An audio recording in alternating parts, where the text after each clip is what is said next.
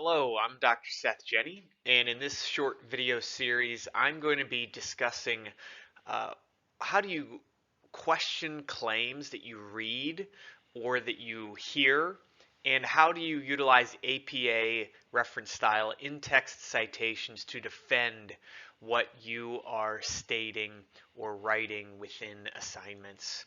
I want you to get your BS meter up for this course and any course in higher education um, where you see or hear something, you should be questioning the validity of that statement or information and determining whether it is accurate. So we want you to have that meter up. And with this learning objective, I want you to be able to evaluate information sources, distinguishing unsupported opinions and beliefs from research claims and evidence. And really, that is a major learning outcome that I would want you to achieve in any of my classes.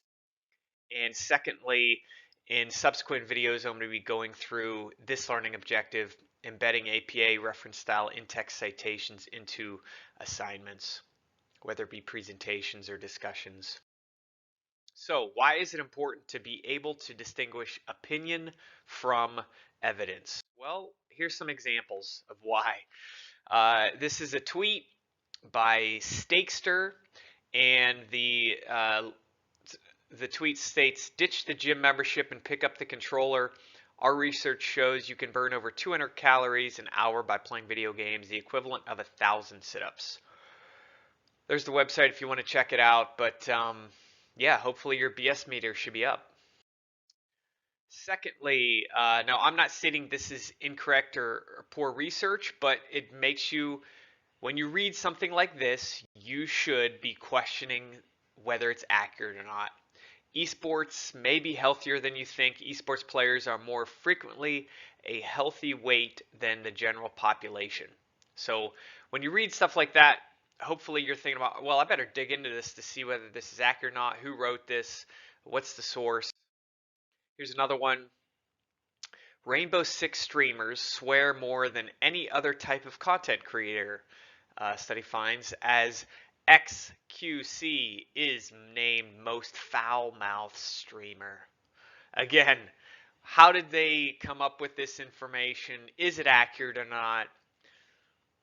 All of these things should be getting that BS meter going, and you should be, anytime you're ingesting information on social media and television and newspapers, um, online sources, be a skeptic, question everything, search out answers. What's the evidence? Evaluate it yourself.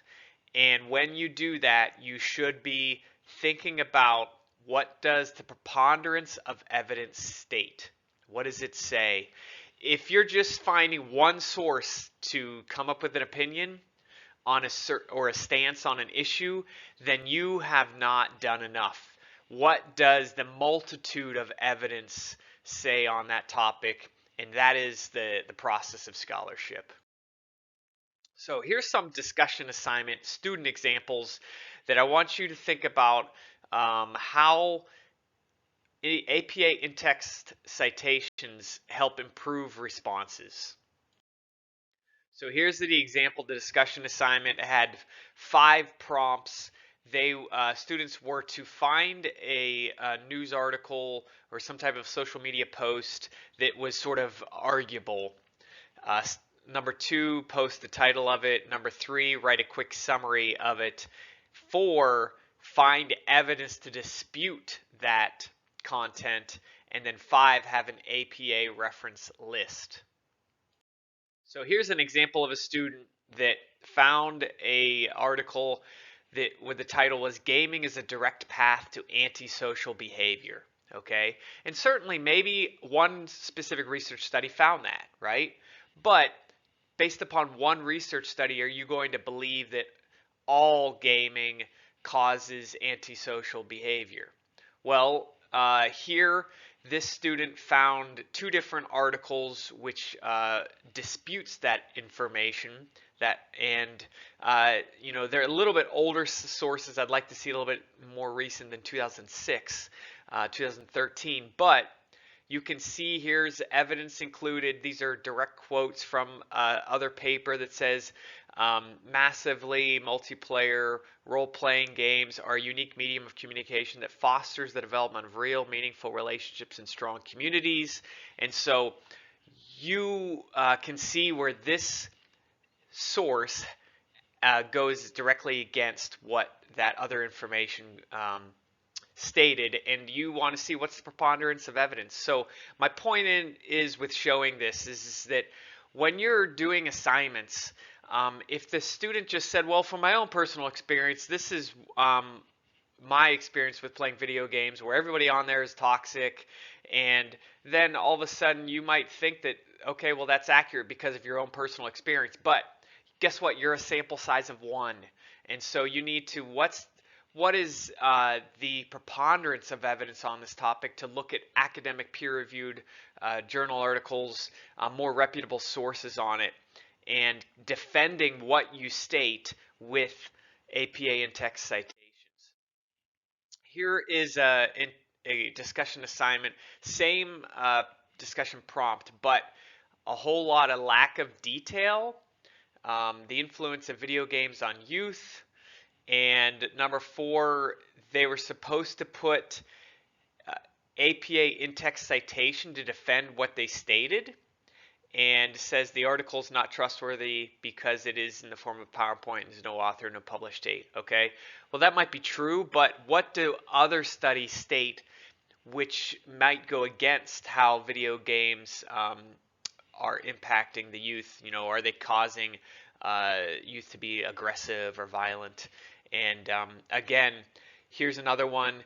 Gaming, you know, they need to spell check. It's supposed to be definitely, does not lead you to be antisocial. I feel like, so it goes into their own personal opinion, but if they were to give their own personal opinion, but then defend it with other reputable sources, it'd be such a stronger response. And so that's what we're looking for in academia, is to provide evidence to support, you know, where your stance is on things. So here's presentation examples for APA referencing. So here's one that needs improvement. Here's a student presentation that is focused on video games are good for you.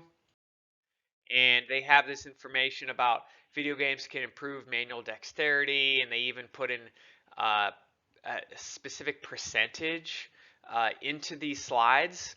And when I'm viewing this and hearing this information, where did they get this information from? I have no idea. Another slide on their presentation, video games can increase brain's gray matter. And what does that do? It's associated with muscle control, memories. Okay, that's great information, but where did you get this information? Now, they did have a reference list at the end, but when you don't put the in-text citations within the bullets, then we don't know which source it came from, as well as one of these sources you can see is from Geico, the insurance company. So not sure if that's a reputable source there.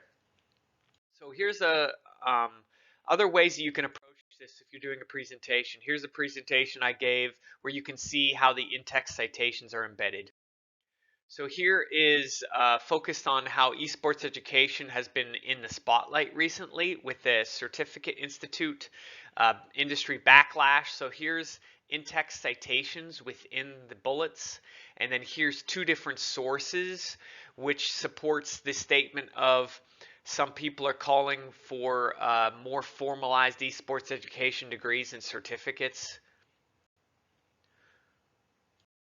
And then you can go back to the reference list at the end of the presentation to see where that information came from.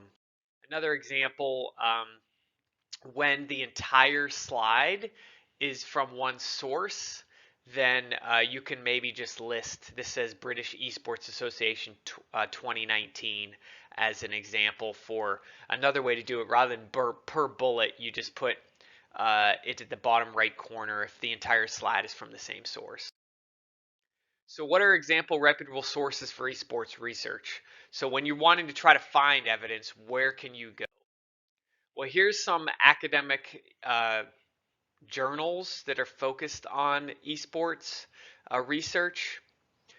The one of the editors of the International Journal of Esports, as well as the Journal of Electronic Gaming and Esports. Here are other sources.